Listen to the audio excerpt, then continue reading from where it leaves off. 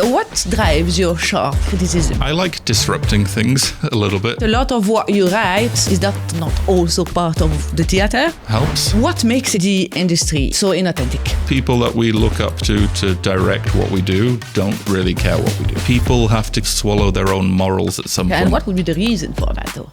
It's more like a playground. Teachers are having a cigarette in the corner. So we do whatever we want until, we need to not do that anymore. An industry that doesn't care. Leaders fear losing control of their narrative. Where is this fear most obvious to you?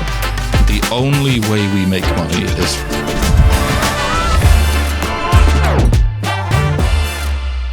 Hello everybody, and thank you for joining us for the first episode of Tracking the Truth. Phil, as I explained, this is a podcast series about untold truth in the iGaming industry, and we thought that you would be the ideal first candidate for this. So welcome to the show. Thank you for having me. Ideal I don't know about, but we will make it fun. Okay, so give us a brief intro about yourself so that we can get going. Sure, I've been working in gaming since 2016. I moved to Malta randomly thinking I'd be good at it, and then got a job in a company which was IGP back then, and then grew my position there to eventually becoming CEO of White Label Casinos, where I left in June of this year, and now I am consulting and starting my own semi-secret plan. Good luck. Thank you. The secret plan. Okay, so let's just jump into it, right? A lot of what you write on LinkedIn and elsewhere is about how unauthentic the industry is. So what makes it so inauthentic? It's a hard question to start with. I think a lot of people are just trying to push themselves at each other. Everything is very insular in a way. It's very, I'm trying to think of the word for it now, but I'm struggling. So because we're kind of only selling to each other because our only views are from each other, everyone says whatever they think will work. And I don't think there's much in the sense of control from anyone. I think it's very, very narcissistic in a way. Okay, so we're speaking about narcissism. So a little bit. Yeah, okay. So egos, maybe? A lot of egos. Okay, describe those egos. Describe egos? Yes, these egos that make this industry so narcissistic and people just speaking to each other. I mean, it's more of a thing, especially in gaming, since I've noticed has been who you know. So people are always, I know this, I'm friends with this person, we go out together, and it's very closed off to new people. So the egos of it are very power-driven, status-driven. It's less about growing and training new people and more about controlling what you have, I think. Okay. And is this because it's mainly a male-centric industry, particularly at the very top? To begin with, it was. I think recently now, you being proof of this, it's less so. But I think there are a lot of very influential women in gaming now. I think it took a long time to get there. But I would say women do the same as men in this as well. Some women are very closed off and hard to speak to. Do you think so? Yeah, 100%. Do you have an example of a woman that would not go and share knowledge and speak to other people? I mean, I'm not including you. You're always very welcome to speak to. However, there's, should we say, some of the CEOs in the past of the larger companies are very closed off. Like if you look at Bet365, I know people that work there, they've never spoken to Denise. She does amazing things, but I don't think she's as one of the people as some other people. Even in the past with like the drama with Entain, with things like that, there's a lot of negativity focused more to women than men in those positions, which makes it harder for them, I think, because they're more watched. Okay. Which I think is very unfair. Yeah, it is. But interesting opinion. Okay. So you also criticize award, LinkedIn, leaders in the industry, like you just did. What motivates all these rough truths, do you think? From people? Yeah, from the industry, from the people in general. What is the motivation of not speaking the truth? I think people are mostly scared to speak the truth. I think there's an issue with people not knowing what they can and can't talk about. There's a lot of control from compliance departments, legal departments. There's a lot of, I'm trying to think of a better word than control, but there's a lot of eyes on what people say. Similar to politics, similar to other fields, like you have to control what you're putting out there because you don't want to get on the bad side of the public or journalists or regulators. So I would say it's very a condensed overview. Okay, so what is not being told? What are people not saying by fear of whatever it is, compliance, legal matters and stuff like this? What is not being told? I mean, take what happened in the UK last week, for example, like the regulation change, which has affected everyone. The only people speaking about it are people saying we're going to pull out, or people saying it's a travesty, because it's shockingly bad. But what you don't hear is all of the people on the other side, grey market wise, celebrating it because their traffic is about to shoot up. Like streamers in the UK are very excited now because now they can get new deals with offshore companies. But no one would speak about that because it's against regulation. So it's really hard to do. It's like a drug dealer celebrating new types of heroin. It's not going to happen publicly. Yeah. Okay, but do you think that people that operate in the grey market celebrate these kind of things? Because I'll come back to the British budget law that passed. But do you think they celebrate that? I don't think they don't celebrate it. I think the grey market is very quick to take opportunities. So if you have something and you can find a way around it, I mean, I know from experience, you can be legal, but while skirting the rules, for example. So I think the quick-minded people, so think like big crypto sites, have already got a plan for this market in place within the same day. Okay, and what do you think is their plan? Focus on a lot of content creators in the UK and then push heavy marketing deals in that direction, because most of the traffic now from 18 to 25-year-olds is Instagram, TikTok, Facebook. So that's where the affiliation is coming from. Old school affiliation, as you might have seen, is less and less of a thing nowadays. Okay, interesting point. So, but you think this is the only cause? So you think that the fear of operating outside a legal market is the only cause for people not saying the truth, or there are other things that are provoking that? Just people don't like ruffling feathers, or people don't really care about their contributions and what how they can contribute to the dialogue. What do you think? I think a lot of people don't care. I think players don't really care about what they're playing, where they're playing, as long as they get paid out on time. I think people that work in the industry don't care about really where they work, a lot of them. There's some that only want to work for the whitest of white companies, but then there's some that just take whatever position is available and work the morals around it. But there's some, should we say, shadier companies. There's some middle-of-the-road companies. And I think people have to kind of swallow their own morals at some point working in this industry, because it does get very between the lines. So you really think that people that work in this industry don't have morals, or at some point you, I, or anyone else have to a certain extent, swallow their morals? You have to swallow it, or decide that the people regulating the industry don't exactly know what they're doing. Because there's not many that are, should we say, very player-friendly and company-friendly. You either go one way or the other. Okay, so it's not only money-driven, it's also morally not very straightforward, right? It's a very grey industry. I mean, we are providing a vice to people. I mean, gambling in the past has been banned it still is in many countries. And I think what we do as an industry of however many people, there is now hundreds of thousands of people, is seen as provocative, taboo, one of many different words. So it's risky. It's a risky industry to be in sometimes, because some people are ashamed of saying what industry they're in sometimes. Do you know people that are ashamed to say? Yeah. Okay. I've got people. I work for a tech company. I work for a startup. What's it in? And then they never go into it. Okay. And what would be the reason for that, though? I think they've been brought up through school, through teaching, through family about gambling is, should we say, not wrong, but frowned upon. Okay. So there is fears. Oh, yeah. Okay. And are there any... Have you ever suffered consequences personally about that, actually? Not really. I've had people say, oh, you take money off like random people. And I'm like, no. So everyone has a fair chance to win. I mean, when at white label casinos, our RTPs, our system was designed to benefit the player. So we were always paying out the player. If there was a contentious issue, we'd have a meeting, we'd discuss. More often than not, we'd side with the player. But sometimes you have to take a stand and say, no, they're trying it on. But I think people see that because that's the only stories in the media in the UK. So I'm talking personally from where I'm from, it's a lot of negativity towards not getting paid out. There is, and I agree with you, though, I mean, can a player ever win? Because... Yeah.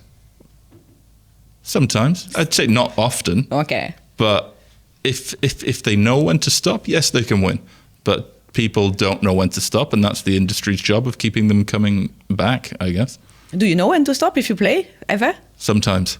Okay. Yes, poker, yes. If I go to Casino Malta, there are other casinos, just not free advertising. But yeah, sometimes you just end up staying there for way too long. But they're clever. They keep you there by, drinks. Okay. Fair. So what drives your sharp criticism, right? Is it frustration, anger? What is it? Or maybe a bit of mischief sometimes when, Oh, definitely mischief sometimes. Okay. Sometimes it's fun just to, throw a wolf in a chicken farm and see what happens. But we're not going to do that because vegans. So I think it's fun to cause some discussion because the one thing that we don't have outside of people talking outside of gaming conferences is there's not that much online discussion. I don't know of people that have healthy debates about things. No, people don't speak about things, No. right? And why do you think it is, right? It's very hard to put your finger on why. I don't understand why people don't jump in and discuss the things like the UK changes you said we're going to speak about. Yeah. Everybody was speaking about that. But no one speaks about what's going to happen other than the grey market's going to take over. So who should be speaking about it, right? Because we've put this word, no one. But who is this no one? Who are the people that should actually, step up, sit down and have those conversations?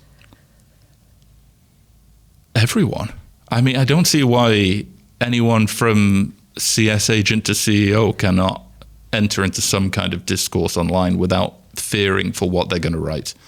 Because I think that a lot of the fear comes from the companies you work for, that you can't speak your mind a certain way, or you cannot say what you want to say with fear of not having your job anymore because it's a risky area. Okay, but when I looked at your LinkedIn post and when you create mischief, you actually do get good responses and feedback and whatever. So are people so afraid of speaking about things, or they just need to be a bit provoked into doing it? I think they're afraid of starting it. I think people will join in if you have something interesting to talk about. But it's also finding the thing that's interesting to talk about, because not a lot of people care about game mechanics, game design outside of the people who make them. But if you talk about something more generic, it gets a lot more traction. And yes, some of those posts were designed just to increase the following for the company and whatever, but I came up with them, so I'll take ownership of the bad ones as well. Okay, so we do live within an industry that doesn't have much idea of what to talk about when there are so many ideas or so many things to speak about. Is that it? So I think I can say this, but I'm on the advisory board for Next when they do Valletta, and we're coming up with ideas even now for what the panels can be about. And there's a lot of panels that we want to do that we can't find people to join in. So I had this idea for a debate between 3 license regulators, UK, Sweden and Curacao, to talk about what they do. And none of them wanted to do it, even though I think that would have been a really interesting panel. And why don't they want to speak about what they do? I don't think they care. They don't care? No, I don't think they care. So they don't care about educating the industry itself, right? It's a lack of interest. Being in the UK, to speak to someone who works there was impossible. To see them anywhere outside of Parliament discussions, you never see them. But you do see them going on trips sponsored by politics and politicians, things like that. So I think it's not laziness. I just don't think they care. Okay, so it's also an industry that doesn't care, basically. Yeah, quite a lot of the people that we look up to direct what we do don't really care what we do. Okay, so in your ideal world, if you had to pick maybe 3 or 4 people that you'd say, okay, these people should be caring and should be speaking, who would they be? Is it possible to amalgamate them all, put them all within the EU, and then create Roberta Metsola, that lady? Yeah. She's great. Absolutely. If she could create an EU iGaming license, I would trust her. Okay, so one person, and you would say Roberta Metsola should be the one that... I mean, hypothetically, maybe not her, but someone of that stature to create something for Europe that other people buy into. Okay. I think that would work, and then the discourse would come down from her. Okay, but at present, people that you know that have influence in the industry, right? Who do you think should actually care enough to speak up? It depends what they want to speak about. I think everyone has the opportunity to speak. If you go to conferences or gaming shows or anything, you see the people talking. It's heavily focused on sales, on their product, because they've paid to be there more often than not. The panels where you actually listen to people talking about what's wrong, there's a few, but it's less than it should be, I would say. Okay, so we're not going to have names today. I mean, specific people, but you see people trying to change it. Like you see Tomic from Alea, he's quite open. He's more open than most people. He just did a podcast with the investigative journalist guy, which is a whole nother level of discussion. We could do 2 hours about just him. And so I think people are starting to be more present. Okay. And I think he sets a good example for sure, because I think I tried to set an example from time to time, but I may have gone about it the wrong way sometimes. But I think if other people join in, like seeing the CEO of Evolution walk into a room would be cool. I've never seen him, ever. So the CEO of Evolution is our first person. Yeah, he would be great to speak to. Absolutely. Okay, so let's move on to another subject. So into that specific part of the industry that you actually hate with a passion, because I'm going to quote you here, awards. You called award shows self-praising PR exercises. I've reworded a little bit because you use the word I can't say with my French accent, so I call it self-praising. So what do you specifically mean by this?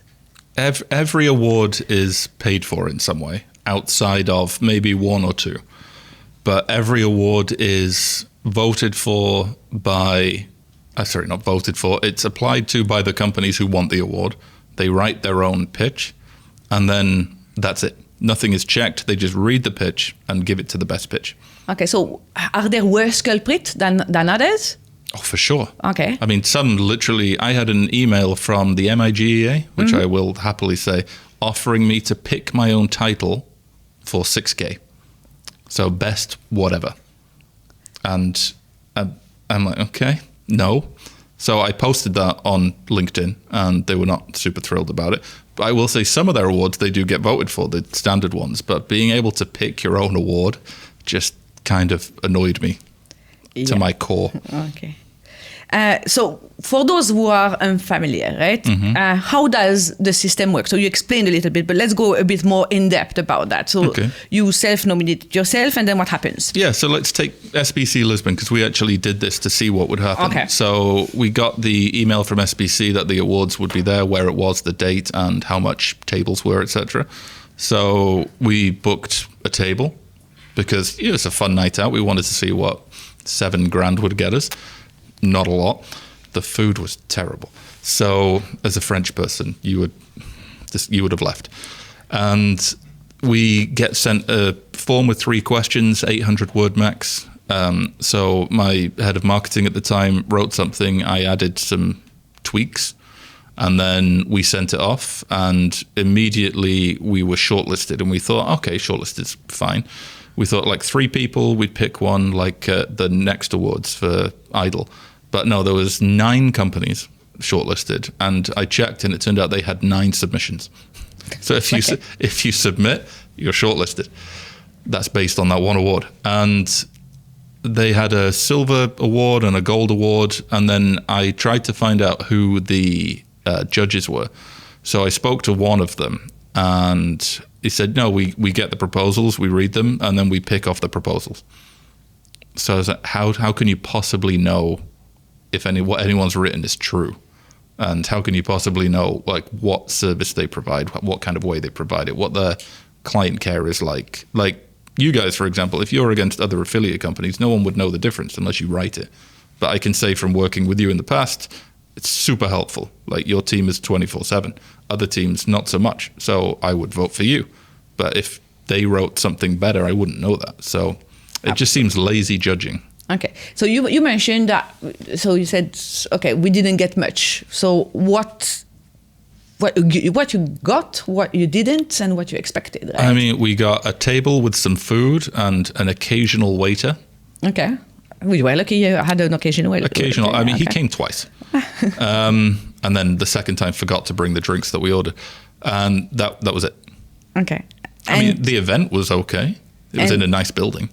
Yeah. And in terms of marketing, advertising, did you get anything in return? Because you must have got something in return, no? I think it pays. It gives you a reason to market it yourself. So basically, you're spending $7,000 to give yourself some marketing material, to which, and I think if we go back in all the time of white label casinos, all our best performing marketing was the sarcastic one, was the videos that we made in the office, was the people related one. So we did it once and we just never again. Okay.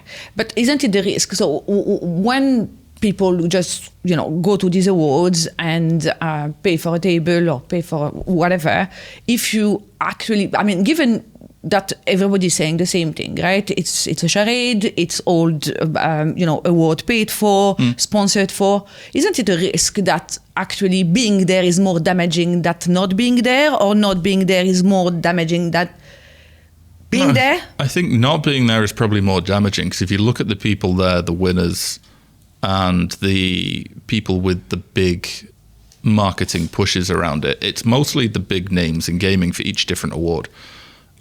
I would say I don't think it matters that much personally if you win an award or if you don't, because the thing everybody seems to forget, and this is the thing for me in gaming, which nobody they might realize, but they don't care, is the only way we make money is from players, all of us. We don't make money from each other without players. If no one plays, we're all bankrupt. And no player cares if the platform they're playing on is Platform of the Year at the SBC Awards Lisbon. Because they don't see that. They don't give a shit, to be honest. So, bottom line, who gains the most from these awards? The companies who sell the seats for the awards and the buildings that put them on. Like the only winners of SBC will be SBC and the beautiful chateau castle that they put it in, which was beautiful.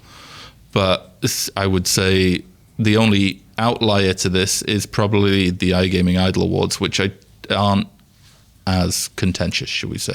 Not just because I've won one. It's because you won one. I was going to say, because you were there and you won one. I mean, I came second twice, so I was pissed off with them for the first two. But no, I think because there's no marketing around it. It's people. You can market your people. And I always try to market the people that we had working for us rather than the companies we worked with. Okay, so you don't find this as a contradiction, right? I mean, being very vocal about awards and then presenting yourself at one and winning it. They give you free tickets if you're nominated. Okay. So rather, if you're up for an award and you want to go, you can go for free. You'll join another table and you have the same chance of winning, because the judges for it was one-on-one judging rather than shortlisted examples. Okay, so the weird thing, right, is that they stopped for a couple of years now, for the past 2 years. So why would something which is nice and genuine, as you describe it, stop whilst the others, keep increasing? Because I don't... Do you know why? I'm asking you why. Because I hope Pierre doesn't mind me saying this, but I'm going to say it doesn't make as much money as the big sponsored ones. So having people there giving out free tickets, having 500 people in a room might cover the cost, might make a little bit of profit, but compared to the big awards, the London Awards, 1,000 people, SBC like 900 people. So it's really not about the people, right? It's about the money. Because if iGaming Idol was a good concept and was actually rewarding people, and the organization makes money by selling conference aside, why not keeping this to give that authenticity to the industry? But why should they pay for it? So why should Next have to pay for it? That's the contribution to your, contributing to the industry, giving back. Why do we say, okay, it doesn't make money, we switch it off? Because, I don't think it, just like, let's say it lost money. Why should they, like, if you had the awards, why would you pay to promote other people, other companies, generating nothing really for yourself other than to give back? I get it. But then if it was run on a cost-free break-even benefit by someone as part of something else, I think that could work. So we really work in an industry which is only driven by money. The rest doesn't matter. Yeah, but same as any industry, isn't it? Yeah, probably. But, it's a bit of a sad... I think all award shows are driven by money. Even the Oscars is driven by money because the TV rights they get pay for everything. So I think yes, but there needs to be some money. But I think they could maybe find a way to monetize it a bit more with sponsorships maybe. And then the sponsors are ineligible from winning. Okay, so that's what I was coming to, right? Is if that was sort of a winning formula, but didn't work because it didn't make money. So what would the changes that need to be made to have something which is actually a proper award that actually recognize people or the business of people themselves? What would be the winning formula for that? I think you take Idol, you expand it a bit to include companies, like not just employer, but I'm talking like game provider, slot of the year, that kind of thing. And then you get it sponsored and broadcast in some way through iGaming, so people could watch on Twitch or Kick or wherever they watch, and then you could sponsor that. You could get donations from that. You could give a % to charity like they do. I think that would be very well received. But don't you think that the moment you introduce sponsorship, then you pose a little bit the integrity of it, right? I mean, no, I don't think so. When people, pay for something, they expect something in return. That they get the sponsorship. If they pay for it, they can't win. They can't win? No. Okay, so that's the rule. So if it's like, okay, it's any sporting event is sponsored by someone, but you don't get to enter a team into the sporting event because you get the name benefit. But I think if it was broadcast wide enough, I think the name benefit would pay for itself. Okay, but who would watch industry awards, to make enough if you money? Made it fun, like hire in a big name singer from Malta. There's got to be a couple, one of the Eurovision people, and then just make it a show, make it entertaining, make it fun. Because I mean, people watch the Oscars that we don't know anyone, but we watch it. So you'd watch if it was about your industry, about people that you know, and there was about the company that you're in. I think you would watch a bit. Fair. I hope. Maybe. Yeah, I'd watch it if you were on it. I'd be like, come on, Clemence. Thank you. Cheering. So, okay, let's move on to LinkedIn. That's another contentious, right, with you. So, very outspoken. And you said, and I quote, LinkedIn has become a theater where everyone tries to look interesting instead of being useful. That's a pretty blunt statement. So, What does this theater look like for you? It's just right now it's a big mix of sales pitches, selfies, and AI. That's all it is at the moment. There used to be some discussion. I think it might be turning around a little bit recently, but I think the AI boom and what you are seeing on profiles now has really harmed it a lot. So what you're saying is nobody is writing their own post anymore. It's just, people are just using whatever ChatGPT or whatever they're using to write posts. Right. I know for a fact of 2 game providers who have a person posting like general like tips, life advice, 100% AI. Okay. Like the person is AI, the pictures are AI. That is what it's become, and people are interacting with it. But what's the benefit of doing this? Because again, we're removing authenticity, right? So that's another way of removing authenticity from the industry. So what's the benefit of doing this? Why would they do this? I think it generates followers in some way because one of the AIs is an attractive woman, like a Balkan-based type woman, and the other one is a 6'2" Serbian guy, like chiseled. Okay, I'll go for that guy, though. You can go for that guy. You. I mean, there's one of them out there somewhere. So I know. Yeah. I have a few of them. Yeah. So they are posting, they're getting followers, they're getting likes, and then that's linking into where do they work? Oh, they work at this game provider. And then they're just focusing, kind of channeling along to creating momentum for the game provider of, oh, this person posts a lot. It's like White Label Casino got famous on LinkedIn in a way. We were like the third most followed company in gaming. Not just because of me, because our marketing team did a really good job, but it helps to post often. So they're just churning out AI content now, which people are sadly liking a lot. But you think people like it? Because when I read a post, I can straight away say, okay, that person wrote it, or that person, used AI to write it. So does it actually generate an interest? Do people read it? I think so, because I think there's enough likes, follows, shares from it that it works. I've never used ChatGPT for a post ever. I've never even used the AI editing tool. My posts are full of typos. And we've noticed. Yeah, I will edit them sometimes. I'm sorry to your research team for having to read the amount of times I can't spell that and put TAHT. I think AI is a problem, but I also think that people are it's turning more into social media now than it is into an actual business-based discussion. Okay, so this theater is looking like an artificial intelligence selling things it doesn't know what it's selling. Yeah. And people speaking in a bubble that refuse to actually speak about the real issues. Is that it? Pretty much. Okay. Yeah. Summarized very succinctly. Okay. So if we're all if we're putting this big show in LinkedIn as well, what is the point of us participating in this? I think there's a few reasons. People are bored. And they like, having something to do to look like they're promoting or doing their jobs.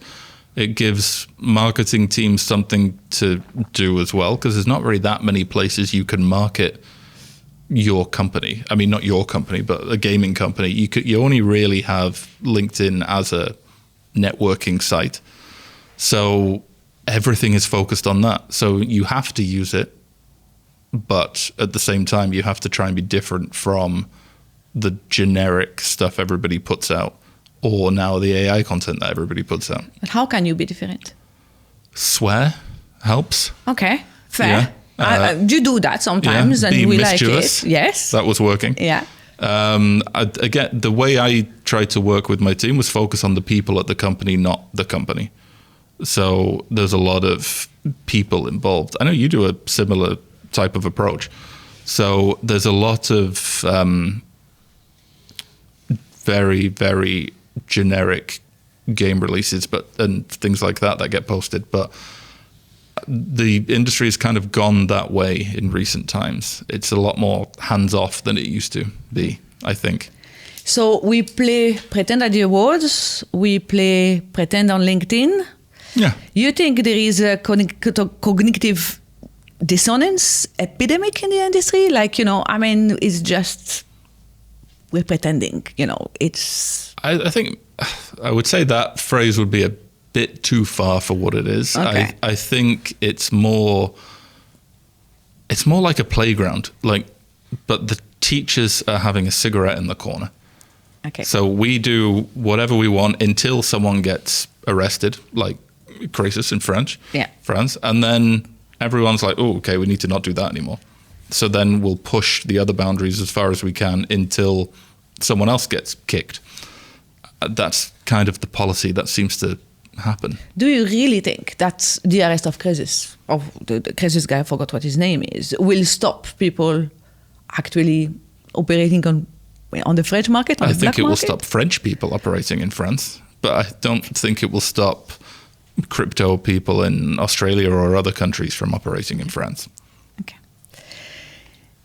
So when, we have a character like you that, is extremely direct and funny on LinkedIn, is that not also part of the theater? Are you trying to contribute, or are you trying to go against the flow to try to change things?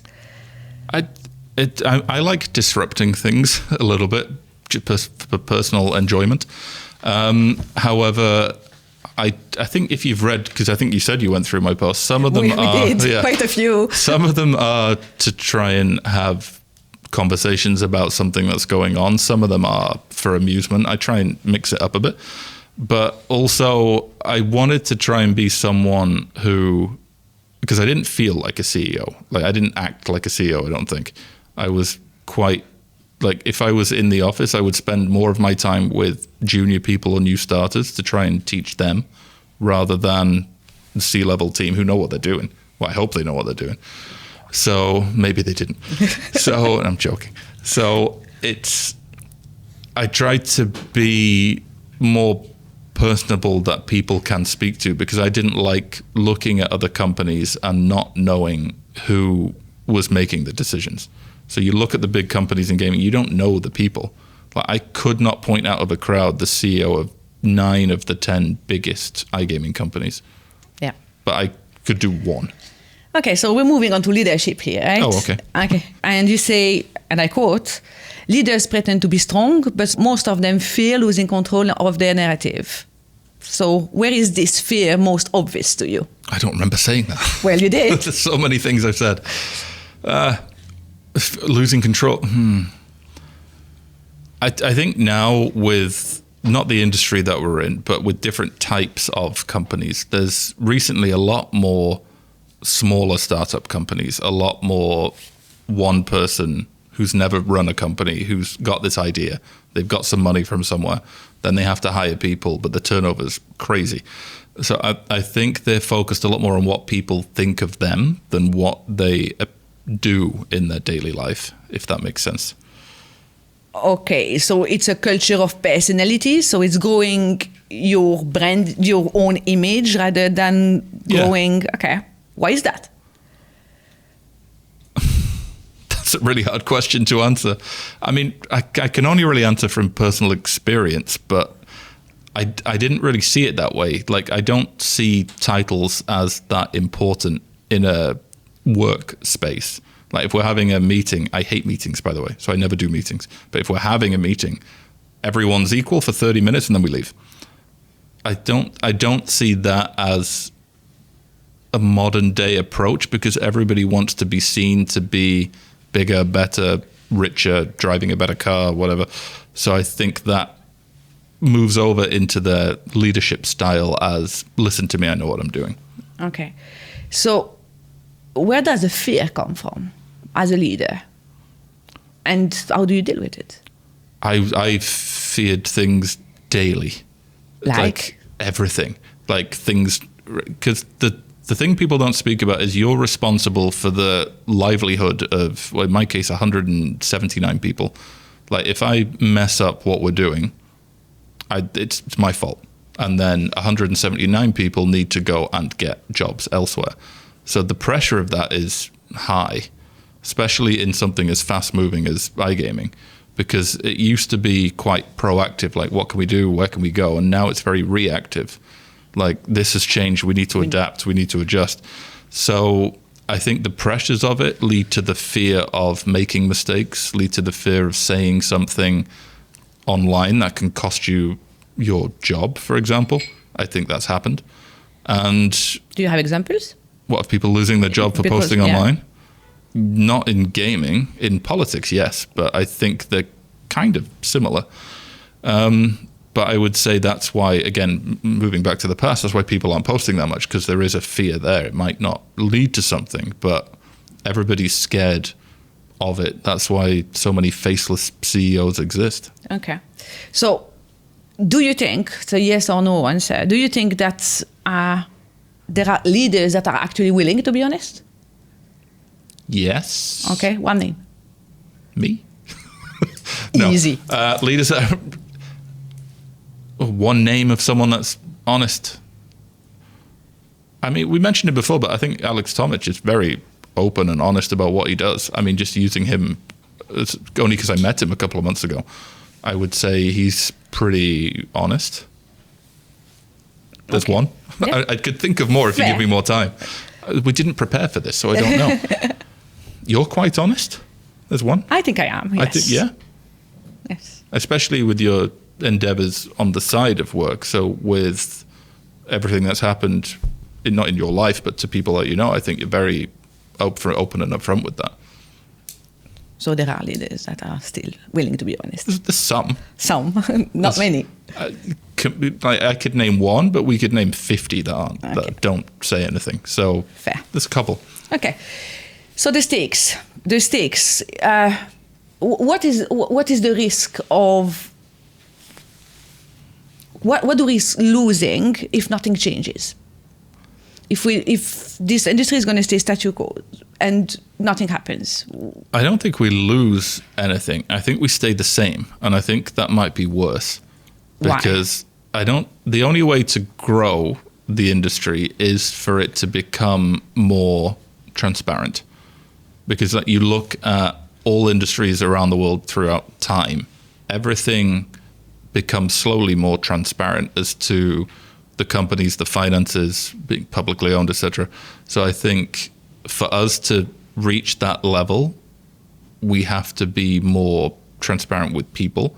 But then people have to care, and the only way people will care is if the decision makers, governments, regulators actually make it easier to understand and easier to follow. So I think the onus is with them, and then we would react to that. Okay, so who loses the most if things stay this way?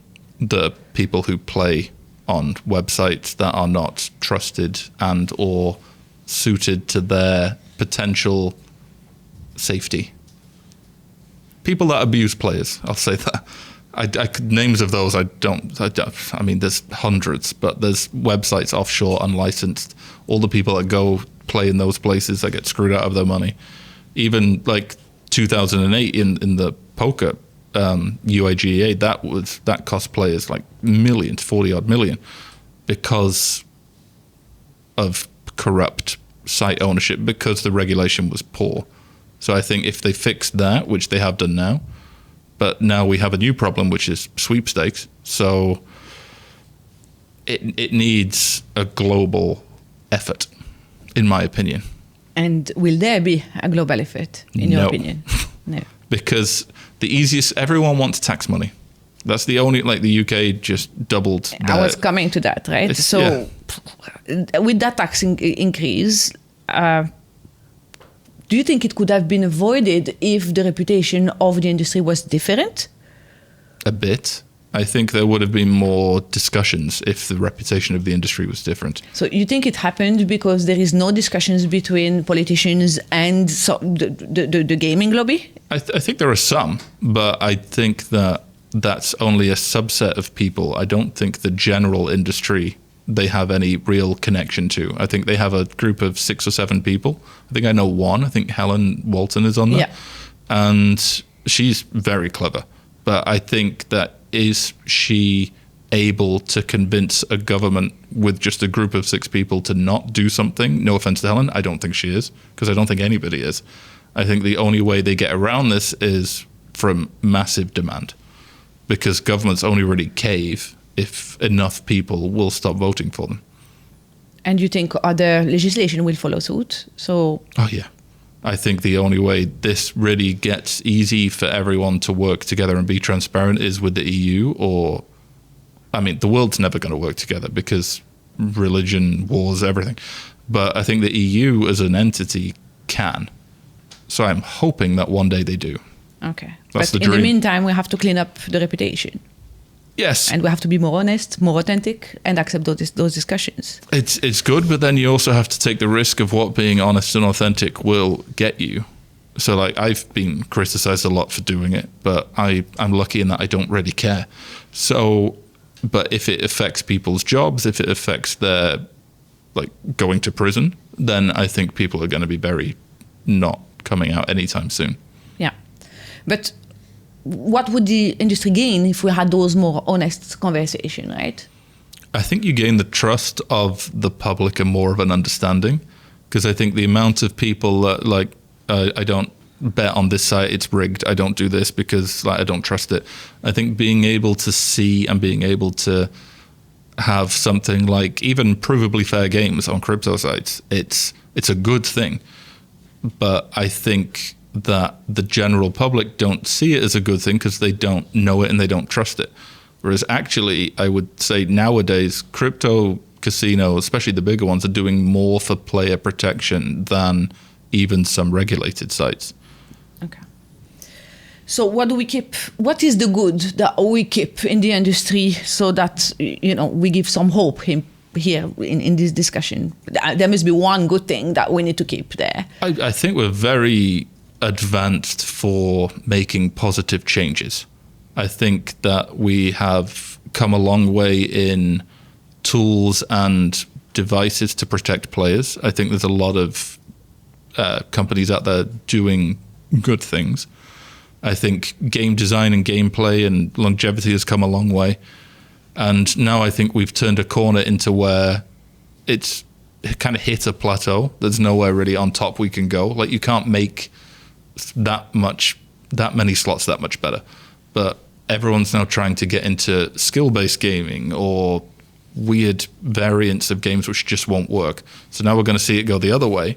This is my prediction for the year, of a lot of the new companies just dying off because nobody wants to play them. So I think that is a good thing that we've done, but now we've hit a point where we need to make it fun and safe for everyone, like betting on sports with what the US are trying to do with covering. So there are strengths we can build on? Absolutely. Okay. Yeah, we've got a lot of talented people. Okay. And these are the strengths, talented people are the strengths we can build on? There's very talented people. There's very ingenious people, as you would say. Bit of French. There's a lot of good companies. There's companies that do a lot for, or try and do a lot for charity sometimes. There's a way to give back. There's a lot of good things people can do. Okay, so your last appeal to the industry, like your parting shot, what would it be? I wish that if should we say the 20 most senior people in the industry got together, walked to Brussels and said, we need to fix this so that we can look after everybody. That would be my dream. I would be so happy if that happened. I would honestly be great. Thank you, Phil. Thank you. It was a real pleasure to have you. It was a pleasure to be here.